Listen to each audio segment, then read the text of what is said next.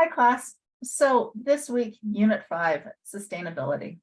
A project that, okay, let me back up. So when we think about public health, one of the biggest problems with public health, with health promotion, with social wellness, is that we do pilots. We do short-term, short funding things. It often follows the political systems, right? Where you've got somebody's in power for a year, 2 years, 3 years, 4 years, usually not more than 4 years for planning.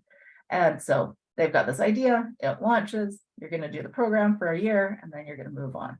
So when we're thinking about some of this stuff, what we need to think about really carefully is how can what we do go beyond funding terms? How can it be something that is sustainable?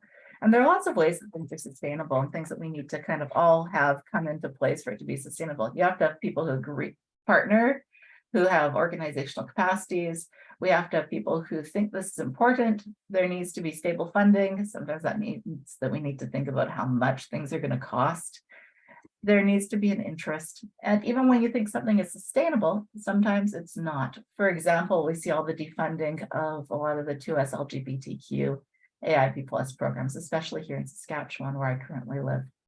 So what do we do when things are defunded, when we think it's being something that's going to be ongoing? It means that if we didn't have plans in place, if we didn't have organizational capacity, if we didn't have interest, that the projects and programs are just going to collapse. So we need to always make sure that we have a plan for sustainability.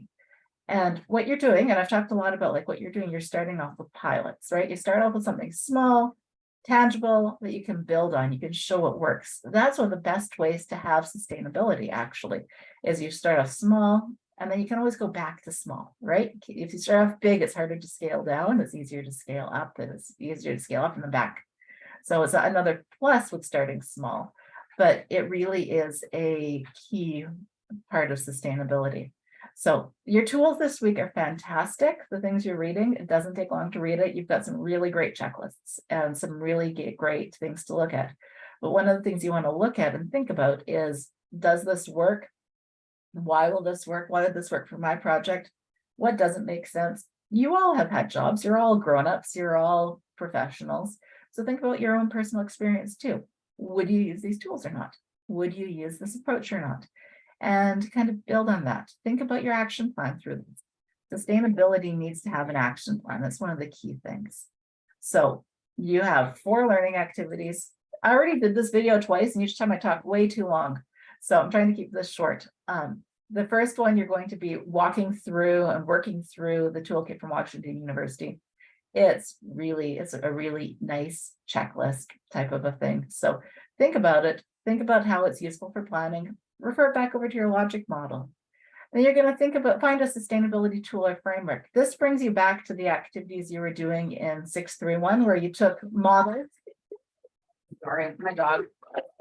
Oliver, cut it out. So what you're going to be doing is you're going to be looking at those and what works, what doesn't work, what would you keep, what do you think? And what might work for one project is not going to work for another, and vice versa. It's a lot of the time it is situational dependent. What is part of your action plan? You're going to think about practice. You're going to think about what is important for sustainability. And again, that really depends on what you're looking at. You have a really great little model at the top that's used. Often we see that actually when we're talking about wicked issues. Wicked issues are ones that are so big and so complex and so multifaceted that one person can't solve it, or one organization. So it's actually a lot of the same things. So what do you need to do and who needs to be involved? And then you're going to really apply this to your own project and think about it for your action plan.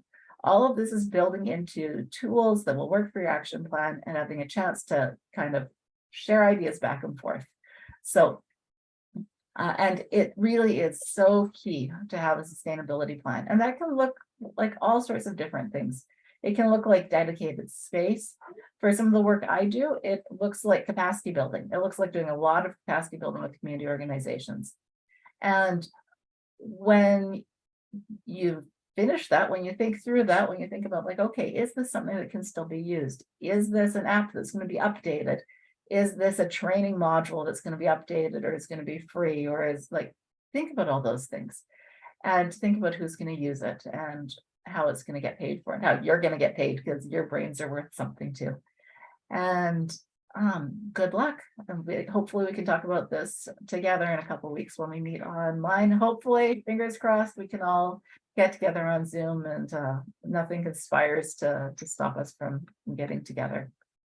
Until next time, and of course, I'm always available by email, except I try to stay off email on weekends. So email or Q&A to the professor. Also, you might be able to answer each other's questions too, which is always great. Have a fantastic couple weeks, and I look forward to reading what you're doing, and also I look forward to listening to your presentations and seeing your peer review feedback on your oral presentation of your action plan proposal. All right, bye.